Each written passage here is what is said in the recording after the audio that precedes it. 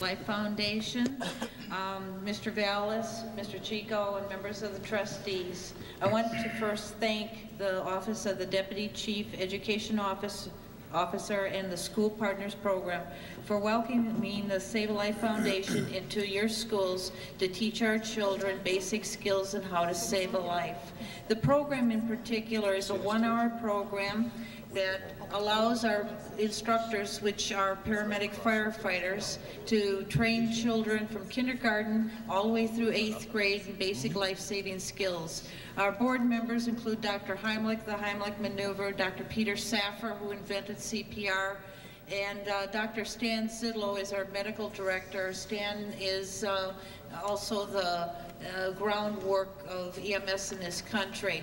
And through an appropriations bill that was sponsored by Senator Dudich, Walter Dudich of Cook County, the Department of Commerce and Community Affairs allowed us a grant to bring this program to the schools of Chicago, and I'd like to show you what we have demonstrated thus far. We've trained over 5,000 children since October in schools throughout the city. We have an additional want of 43,000 more children to train by the end of June. Before the school year is out. I don't know how we're going to handle that, but these are all the blue is the requests and the white is the requests. The green here are all the schools that are scheduled by January. The red are already completed schools. I'd like to have Bob show you the next.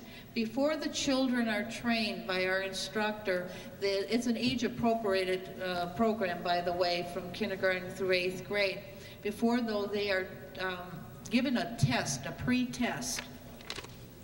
And the blue line here demonstrates, I know it's kind of hard for you to see from there, but we have given you a photocopy of all this.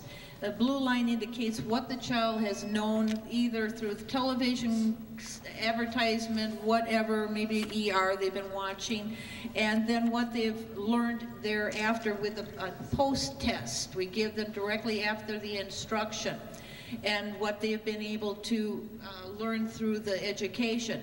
What was most impressive for me is the next picture, which demonstrates the retests that are first starting to come in. We give the teacher a test, the same test, and 3 months later, they then give that child the test back again and see how much they actually retained after the initial education from the paramedic firefighter.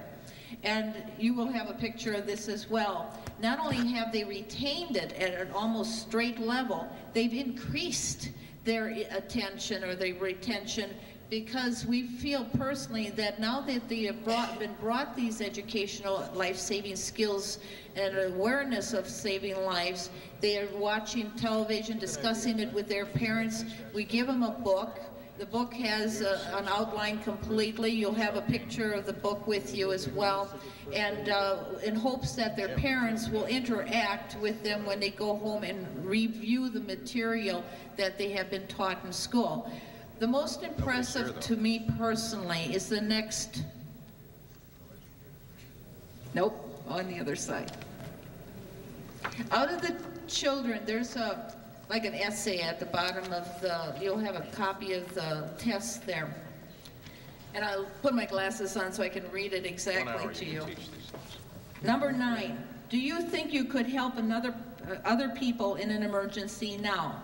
The first, before they were actually trained, the group answered, out of the almost 700, they answered 355 said they would. Other options was no, maybe, don't want to. So half said they would? Absolutely. All right. After they were trained, it went way up. What to what number? 683. That's pretty good. Next one. Number 10, when you think about helping other people, how do you feel? Scared, embarrassed, not really important. I can help them now. 224 answered they would help prior to the education. 770 said they would help after they were trained. So it demonstrates that we have to teach children how to care. Children come into this world very greedy. They want to be fed, they want their diapers changed. And we have to put one more little task in educating them how to care. One more thing I'd like to emphasize, the people of the Chicago Board of Ed have not only embraced me, but the Chicago Regional PTA and the state PTA and numerous other groups have also. My child died in '92 due to an accident where the police who first came to her side did not render aid because it wasn't part of the job description. She bled to death before the paramedics arrived. This goes on constantly, every day, in the equivalence of 4 Oklahoma bombings a day. 200,000 children die needlessly because prompt aid is not given at the time of the incident. It took 45 minutes for EMS to arrive to that Oklahoma bombing because the communication lines were down. God forbid anything were to happen in any of our schools, an earthquake, a tornado, whatever, that our first responders are our bystander. They are the missing link in the chain of survival. We have to educate from children all the way up to adult and how to save a life. And we, with these scores that we have already gotten and the tens of thousands that we are anticipating by the end of September when our grant and everything comes due, we're hoping that the Chicago Board will embrace what we're doing. It's a very inexpensive program and get this into all schools for all children. I thank you. Thank you. Dr. Butt? Yeah, thanks very much. And all I can say on behalf of you know, the board and the staff who have been working with you, it's the most important skill you can give to children. In cases of emergencies, as you mentioned and as you outlined, that, you know, if children know even to take care of themselves and to help others, that's the most important skills they can acquire. You know, it enriches their life and it gives them confidence, which they need, you know, when they're growing up. And I think that all we can say is we really thank you for bringing such a wonderful program to us. God bless you all and have a very happy holiday. Oh, let me ask you a couple of questions, if I could. How many schools have you said that you've been in with this program? To be honest with you, I had my secretary grab everything, but I think we've been Roughly. A dozen that we are completed. A dozen? And we have about 2 dozen we have to get done by January, and the rest of them, oh God. Well, we only have 580, so. Right, I know, but the response, we're getting phone calls from the schools that heard from another school that were doing this. Yeah. And it's just going like hotcakes. We had to put an ad in the paper to get instructors. What's it cost? It's a 75 cents a child. 75, that's it? Except that's $1 for the instructor. For the instructor. Keep it basic and simple. That's all we're trying to do. And Carlos, do the Chicago Public Schools right now, Gene and I were just recalling gym when we were growing up.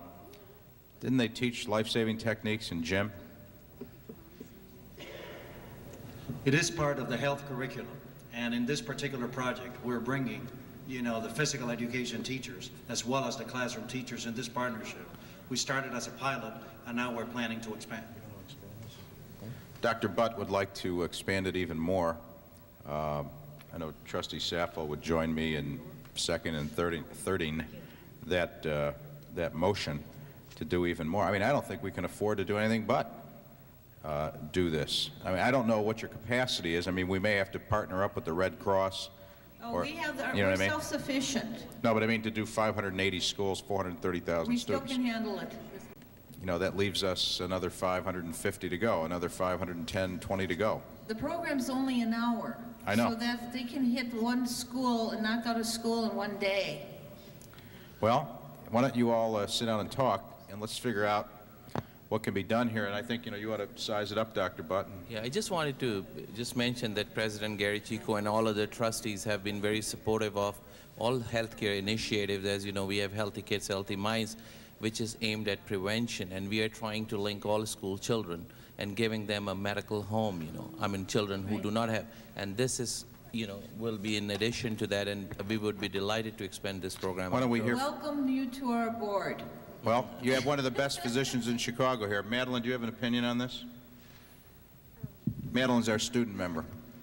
We do have first aid in gym in high school, and it's not very extensive, but I think it's really valuable. Oh, I do. I mean, if you could spend an hour on this, and, you know, God forbid one of your family's choking one day, or you're even worse involved in an accident, I mean, to be able to have minimal knowledge, you know, basic knowledge about what to do, I mean, that could save one of your loved ones' lives.